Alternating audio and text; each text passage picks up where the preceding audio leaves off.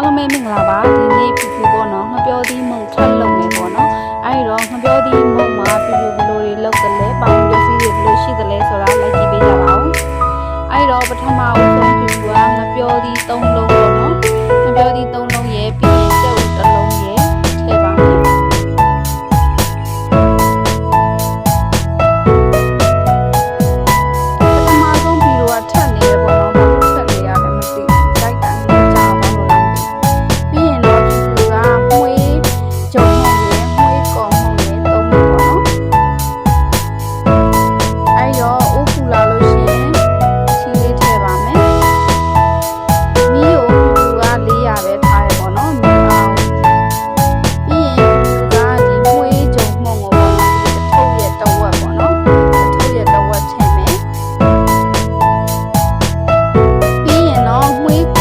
ပေါ့နော်မွေးကော်မုံကိုဖြူဖြူကလည်းတဝက်ထည့်ပါမယ်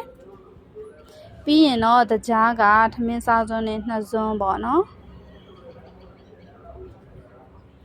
ပြီးရင်စားလေးနည်းနည်းထည့်ပါမယ်ပြီးရင်တော့ဒီပါဝင်ပစ္စည်းတွေအားလုံးကိုကြေဝါအောင်ရောနယ်လိုက်ပြီးလို့ရှင်တော့ဖြူဖြူတို့စကြော်လို့ရပြီပေါ့နော်ကဲနှဲလိုက်လို့ရှင်သူကဒီလိုပျော်ပျော်အနေထားရတယ်ပေါ့နော်အဲ့ဒါကိုမီးအေးအေးလေးနဲ့ကြော်ပါမယ်မီးအေးအေးလေးနဲ့ကြော်မှမုံသားကလည်းကြက်မှာပေါ့နော်မီးအားပြင်းလို့ရှင်တော့မုံကကျွန်းသွားမှာပါကဲဖြူဖြူကဒီနေ့တော့2အိုးပေါ့နော်ဒီဒါကကြတော့နောက်တအိုးကြော်ဖို့အတွက်ပြင်ထားတာပါဒီအခုနောက်တအိုးမှာတော့ဖြူဖြူကငပြောသီး3လုံးရယ်ပြီးလို့ရှင်စောနာထည့်တဲ့ပါဝင်ပစ္စည်းတွေထည့်ပို့ပြီးတော့ short ထည့်ထားတယ်ပေါ့နော်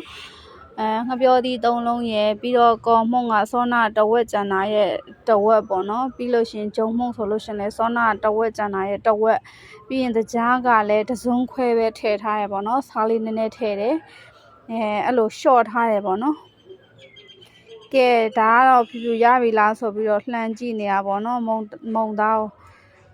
သားလေးကရဲလာပြီဆိုလို့ရှင်တော့ဖြူဖြူမီးအားလေးနည်းနည်းပို့ပြီးတော့ရဲလွယ်အောင်ပေါ့နော်မြင့်မယ်ပြီးရင်ဖြူဖြူတစ်ဖက်ကိုလှန်လိုက်တော့မယ်ပေါ့နော်မုံသားလေးကဒီလောက်ရဲတယ်ဒီလောက်အနေထားဆိုလို့ရှင်တော့နောက်တစ်ဖက်လှန်လို့ရှင်သူကနက်ပြီပေါ့နော်စားလို့ရပြီကဲဒါဆိုရင်တော့ဖြူဖြူပထမဆုံးမုံတပြားပေါ့နော်ရပါပြီကဲအောက်ကအနေထားလေးကိုပြတာပါကဲစီဆက်ပြီးရင်တော့ဖြူဖြူမုံကိုဆယ်လိုက်ပြီပေါ့နော်ပြီးရင်နောက်တအိုးထည့်ပါမယ်ကဲနောက်တအိုးထည့်ပြီးလို့ရှင်တော့ဖြူဖြူကဒီမှာငှပြောသီးတွေပေါ်နေတာပေါ့နော်ဤကုန်တာအဲ့ဒါကြောင့်မုံကိုအမြန်လှုပ်ရှားရတာ